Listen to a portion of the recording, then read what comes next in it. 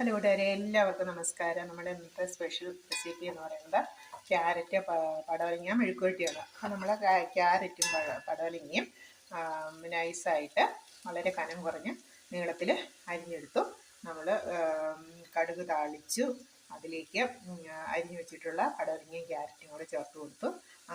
അല്പം ഉപ്പുനീര് ഒഴിച്ചു കൊടുത്തു. കഷ്ണങ്ങളിലേക്ക് ചേരാൻ പാകത്തിന് ഉപ്പുനീര് ഒഴിച്ചു കൊടുത്തു. പിന്നെ നമ്മൾ ചേർത്തിട്ടുള്ളത് മഞ്ഞൾപ്പൊടിയും മുളക് പൊടിയും മാത്രമാണ്.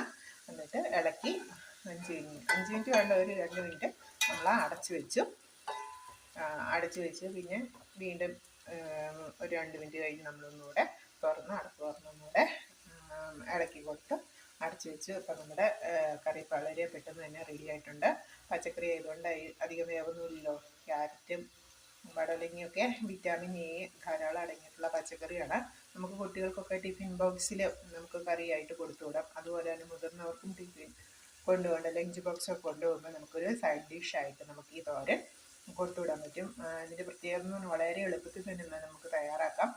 2 ചെറിയ ക്യാരറ്റ് മതി, പിന്നെ ഒരു പടവലങ്ങയുടെ ഒരു പകുതി ഉണ്ടെങ്കിൽ നമുക്ക് വളരെ പെട്ടെന്ന് ചെറിയൊരു സൈഡ് ഡിഷ് തയ്യാറാക്കി കുട്ടികൾക്ക് മുതിർന്നവർക്കൊക്കെ ലഞ്ച് ബോക്സിൽ കൊടുത്തുവിടാം. പിന്നെ ഒരു ചാറും ഒരു മോര് കാളനോ പിന്നെ ഒരു അച്ചാറോ മീൻമാത്രമോ ഒക്കെ ഉണ്ടെങ്കിൽ ലാവിഷായിട്ട് ലഞ്ച് റെഡിയായി. അപ്പം ഓക്കെ, താങ്ക് യു കൂട്ടുകാരെ. ഇതാണ് നമ്മുടെ ഇന്നത്തെ റെസിപ്പി. താങ്ക് യു കൂട്ടുകാരെ.